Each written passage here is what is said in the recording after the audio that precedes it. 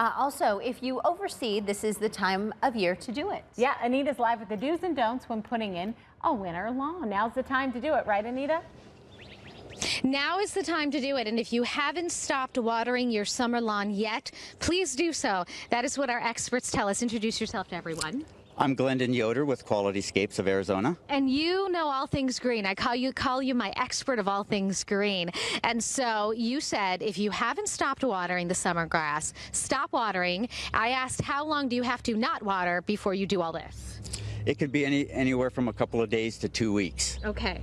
And so there's a reason why we have all of this equipment out here. Let's start with this, the Bluebird, I'm calling it. I can't remember all the professional names, but this is what? It's a power rake. A power rake. And I asked why you can't just cut it, and there's a reason. You have a little demo here for us. Yes, as you can see right here on the right, this has been cut at the same height as this over here on the left. After you power rake it, it takes this thatch out of it so that it can be open so that your rye seed can actually get down to the ground. Okay, and so that's what I didn't understand is the reason you do something like this is you want dirt showing because that's the seed goes in there. Otherwise, you said it's just bird feed. It's actually bird feed if you just put it on top of the thatch. Okay, so you also mentioned you have a special pattern that you do when you do the power raker.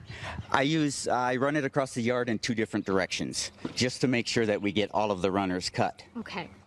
And then once you're done, you rake all of this up. Yes, and we rake it nice and clean, and then we use a mower that's got a good catcher on it so it picks up all of the loose debris. And then after that, we use a broadcast spreader. Okay, I'm going to show everyone the broadcast. I really like this. So this, you're just, how easy is this to use? It's very easy. That's it. I'm just pushing. Right? Yep, that's it. So you put your seed in here, and so once you clear the old summer grass, you rake all that up, you're going to seed, I assume also in a pattern. Absolutely, and the same thing as with the power rake. Instead of going over it real heavy one time, put it back by half, go over it twice, 2 different directions. That way you don't end up having that little bare spot. All right, and then your son is doing what here? He's putting the compost over top of it. Okay. Do you have to do that? You don't have to, but the birds are going to get a lot of it. Okay. Someone is asking me in my ear, annual or perennial rye? Perennial rye. That's what you need to purchase, perennial rye. Yeah. What's the difference? The difference is the perennial has a blade that's much narrower, and the perennial is much deeper green.